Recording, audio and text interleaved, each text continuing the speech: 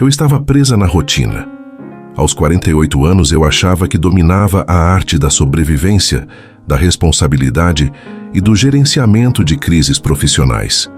Ele, com meros 22, era só um jovem que cruzou meu caminho de forma inesperada. O que eu não sabia é que, enquanto eu acumulava anos e experiência, eu perdia a leveza essencial da vida. Eu via o mundo através de filtros de cansaço e obrigações, mas ele encarava cada dia como uma nova tela. Ele ria alto dos próprios erros, abraçava o risco sem medo e me ensinou, pelo exemplo silencioso, que viver é muito mais do que apenas pagar contas.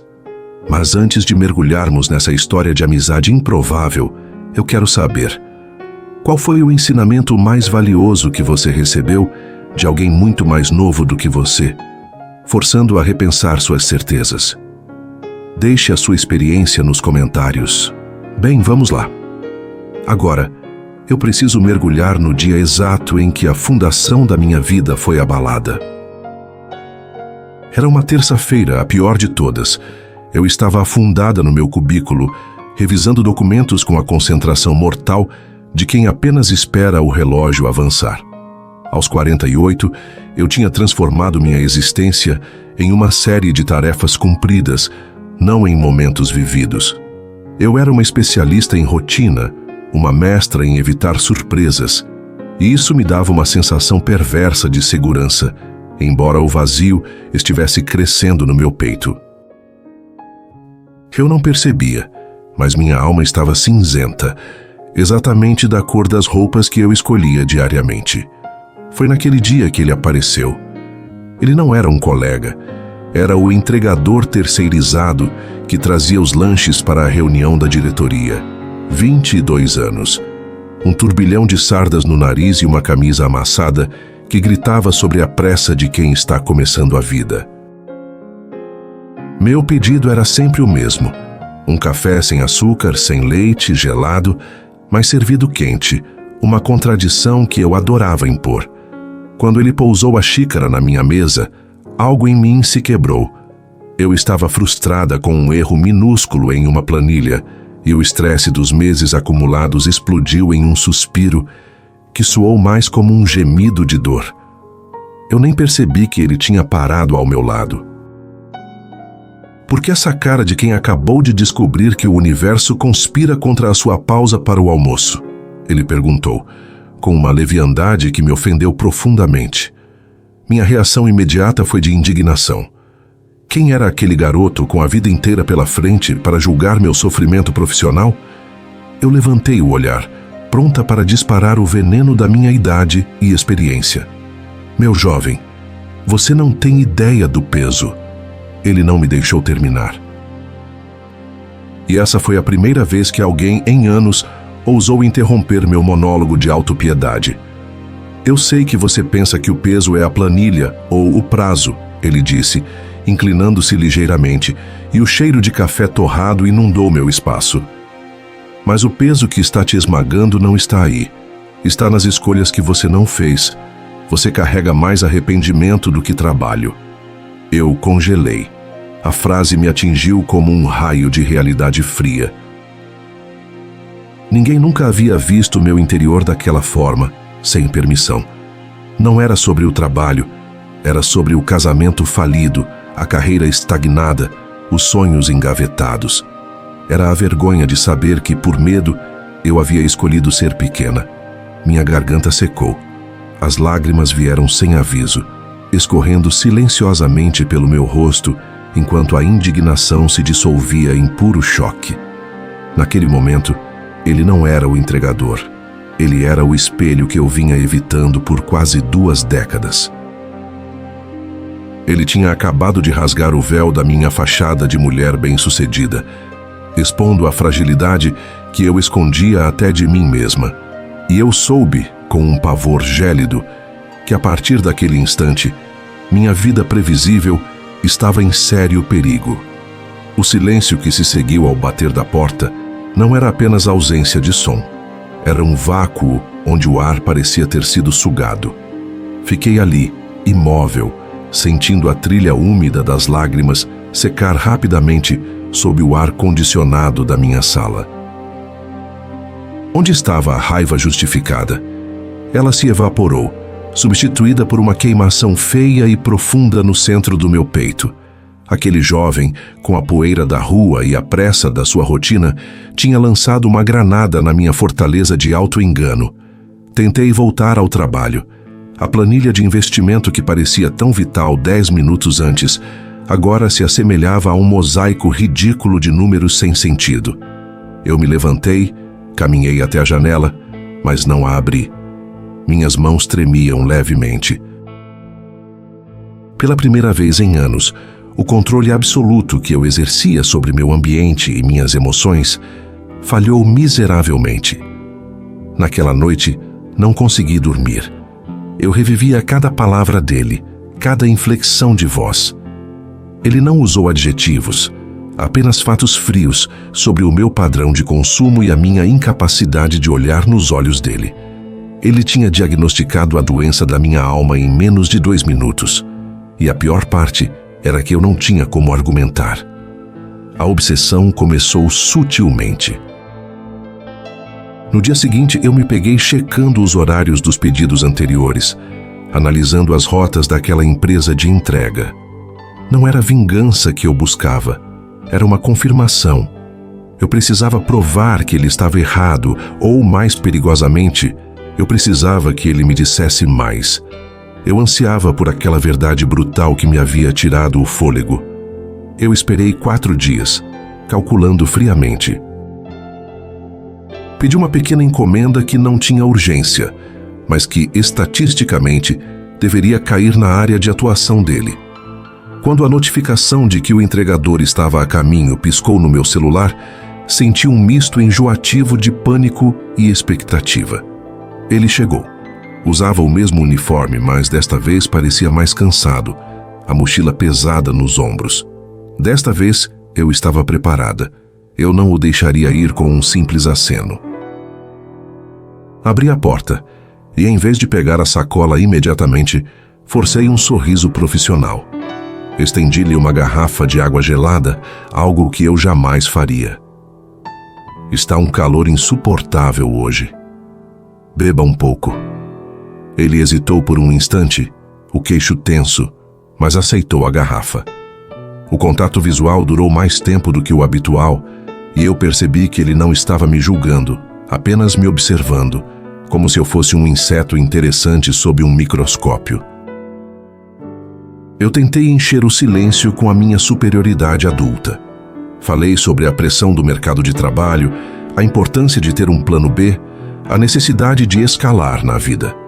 Eu estava tentando desesperadamente transformá-lo de meu inquisidor em meu pupilo, retomando o controle da dinâmica. Ele ouviu pacientemente, bebendo a água. Quando terminei meu breve sermão, ele baixou a garrafa e a calma em seu rosto era mais perturbadora do que qualquer revolta. "A senhora já notou", ele disse, a voz baixa, sem qualquer traço de confronto. "A planta na sua mesa de canto?" Olhei para trás, para o canto da sala, uma pequena samambaia que a designer de interiores insistiu em colocar. Eu a via todos os dias. "Sim, claro que notei", respondi confusa. "Ela está quase morta", ele continuou simplesmente.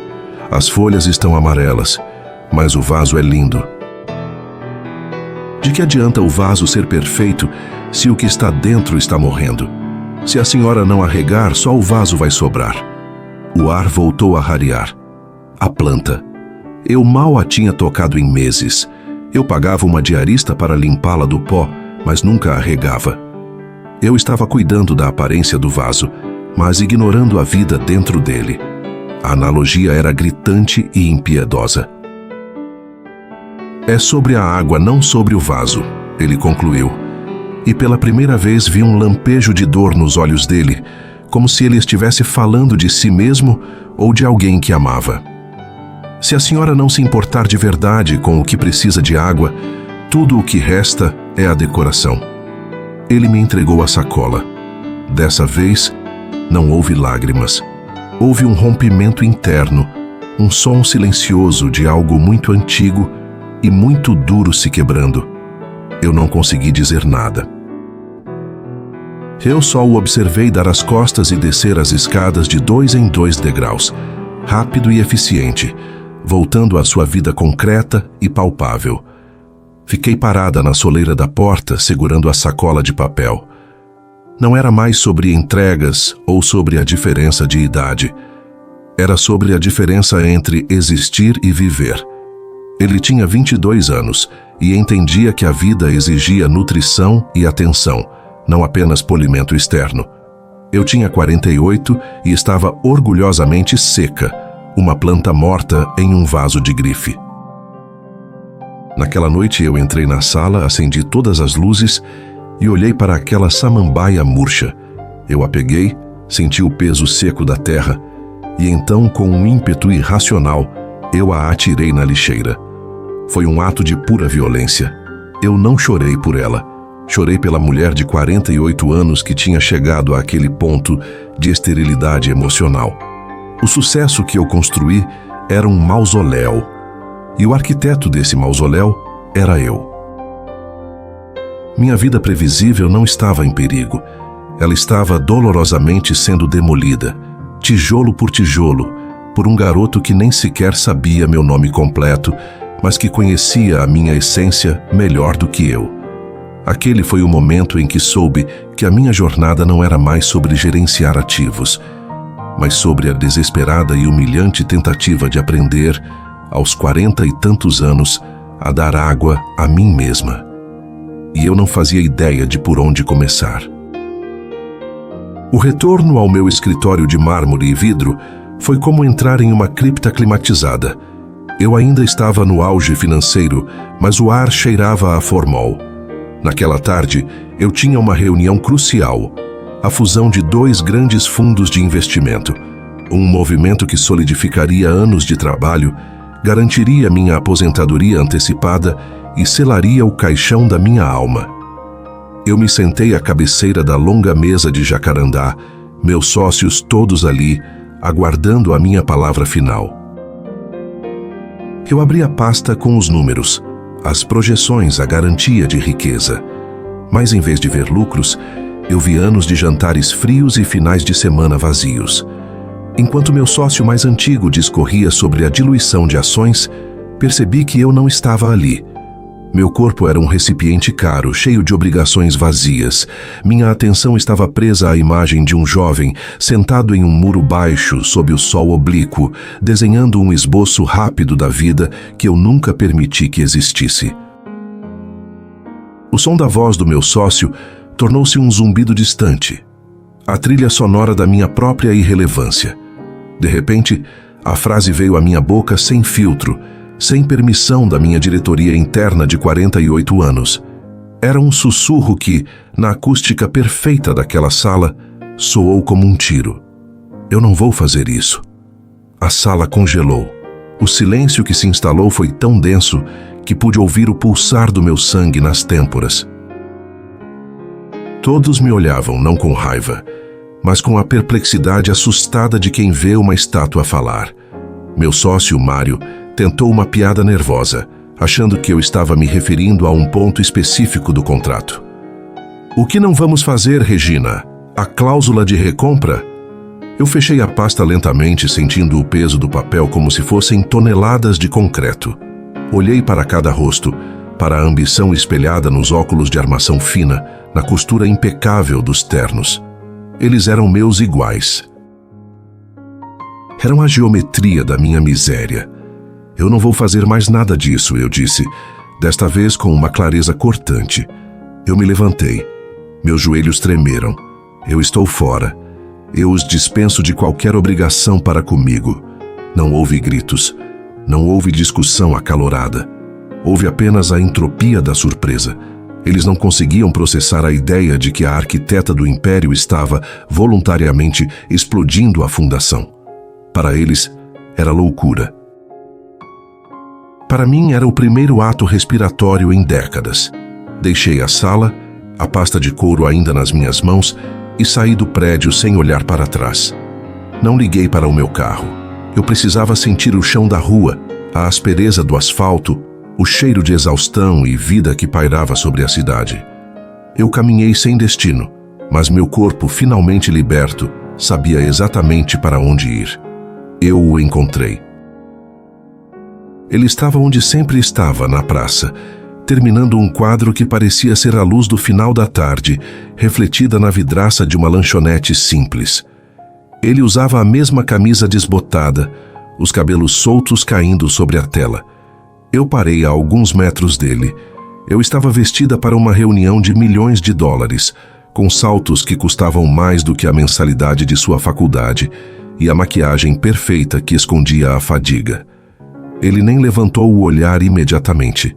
Estava imerso. "Você não deveria estar no trabalho?" Ele perguntou, ainda concentrado na mistura de uma cor. A voz dele, tão jovem, tão despretensiosa. Eu desabei em um banco de ferro forjado. As lágrimas vieram não de tristeza, mas de uma exaustão que pesava mais do que todos os ativos que eu acabara de abandonar. "Eu o destruí", eu consegui balbuciar, sem me importar se ele entenderia. "Eu destruí o mausoléu, eu pulei para fora." Ele finalmente baixou o pincel. Olhou para mim, não para a executiva, mas para a mulher que se desfazia diante dele. Em seus olhos não havia curiosidade ou julgamento. Havia apenas uma paciência calma, como a de quem espera o fim de uma tempestade passageira. "O quê?" ele perguntou. "A vida", eu disse. "A vida que me prenderam, a vida que me construí, o seu jeito de olhar para a luz, o seu jeito de não se importar com o amanhã, me mostrou que eu estava morta hoje. Eu larguei tudo. Eu não sei quem eu sou sem o meu nome no topo de uma lista de CEOs. O silêncio voltou a nos envolver, mas este era um silêncio diferente. Era preenchido pelo som dos pássaros e dos risos distantes das crianças. Ele se levantou, tirou um pano sujo de tinta do bolso e limpou as mãos. Ele se aproximou, e eu esperei por alguma frase de efeito, algum conselho filosófico digno de um guru. Em vez disso, ele apenas olhou para o meu rosto inchado e disse, com a simplicidade mais brutal e honesta que eu já tinha ouvido: "Se você está fora, é porque a porta estava destrancada o tempo todo. Você tem sede, vá beber água, não precisa de um manual para isso." E então ele voltou para a sua tela. Ele não me perguntou qual era o meu nome. Ele não me perguntou se eu estava bem. Ele apenas me deu a permissão mais crucial, a permissão para existir sem a armadura. Naquele instante, soube que a destruição do meu império era apenas o pré-requisito para que eu finalmente pudesse começar a me construir. E a primeira gota de água que eu precisava era a humilde coragem de perguntar a ele como se misturava a cor do céu que ele via. Eu era uma desempregada de 48 anos, pedindo aula ao único homem que não me cobraria nada, exceto a verdade. Naquele dia, quando a pergunta escapou de mim, senti o ar de meses de pânico se esvair dos meus pulmões. Eu estava ali em seu estúdio improvisado que cheirava a água rasa e poeira acumulada, e ele simplesmente acenou com a cabeça. Não houve risada condescendente, nem a surpresa que eu esperava. Foi um assentimento silencioso, quase solene, como se eu tivesse acabado de me render a uma verdade que ele já conhecia há muito tempo. Minhas primeiras aulas não foram sobre como segurar um pincel ou misturar pigmentos. Ele me deu uma cadeira e me pediu para olhar. Apenas olhar. A primeira tarefa que ele me impôs foi a observação de um cesto de roupa suja que estava largado num canto. Eu, uma ex-executiva acostumada a analisar balanços e gráficos de produtividade, tinha que encarar meias amassadas e toalhas desbotadas. Minha mente gritava por objetivos, por métricas, por um plano de ação, mas ele apenas trabalhava, ocasionalmente me lembrando: "Não veja o que você acha que sabe, veja o que está aqui." O silêncio era torturante. Era um silêncio pesado, preenchido apenas pelo arrastar suave do grafite dele sobre o papel e o ruído da minha respiração impaciente. Meu ego, ferido e acostumado a comandar, debatia-se. Aos 48 anos, eu me sentia mais burra do que jamais me senti aos 20. Minha visão estava bloqueada por uma camada espessa de utilitarismo. Eu não via a luz escorregando pelo tecido dobrado. Eu via apenas roupa para lavar. Ele percebeu minha frustração. Eu estava prestes a levantar, dizer que era ridículo, que havia cometido um erro, mas ele interrompeu sem levantar os olhos da tela. Você quer saber como misturar a cor do céu? Comece misturando a cor da sombra do seu pé. Foi a primeira vez que ele me deu uma tarefa concreta. Ele me deu uma paleta simples, preto, branco e um azul ultramarino. Minha tarefa era recriar a sombra exata que um copo de água projetava na mesa de madeira, sob a fraca luz da tarde. Eu misturei.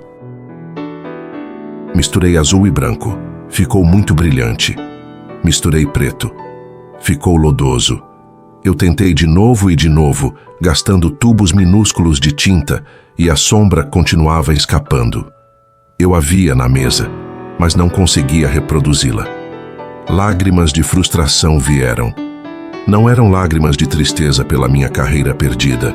Eram lágrimas de raiva por não conseguir dominar algo tão rudimentar. Eu estava acostumada a resolver problemas complexos, e agora eu estava sendo derrotada por uma mancha de luz. Pare de tentar fazer o que você sabe que é sombra. Olhe de novo. Há vermelho aí. Há um toque de verde que o olho inventa, ele sussurrou. Naquele momento, eu percebi que ele não estava me ensinando a pintar. Ele estava me ensinando a desacelerar a percepção. Ele estava me forçando a desmantelar a estrutura da minha mente, que rotulava tudo para economizar tempo.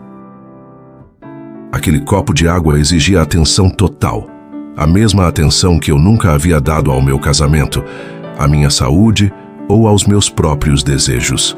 Eu respirei fundo e encarei a sombra por mais 10 minutos. De repente vi. Não era preto ou azul.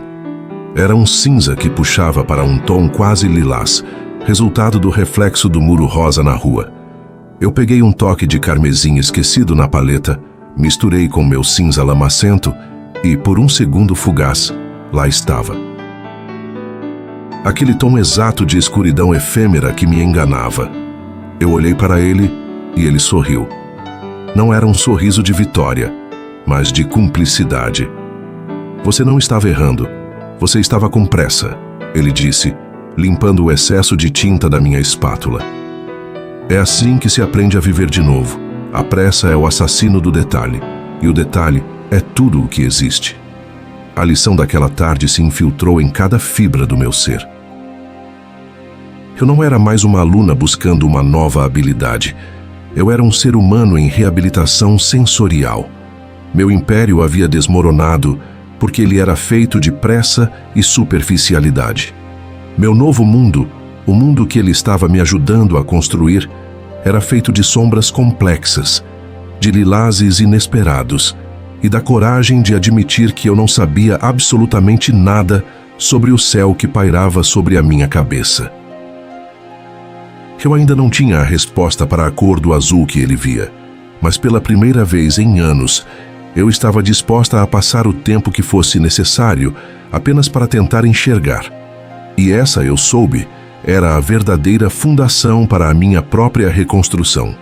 A jornada de Regina sendo forçada a desacelerar a percepção e encontrar a verdade nas sombras prova que nunca é tarde para começar a regar a própria vida. Se você se identificou com esse aprendizado inesperado, curta e compartilhe este vídeo. E eu pergunto novamente, qual foi o ensinamento mais valioso que você recebeu de alguém muito mais novo do que você, forçando-o a repensar suas certezas? Assista a outros vídeos inspiradores que estão aparecendo na tela. Te espero lá na outra história.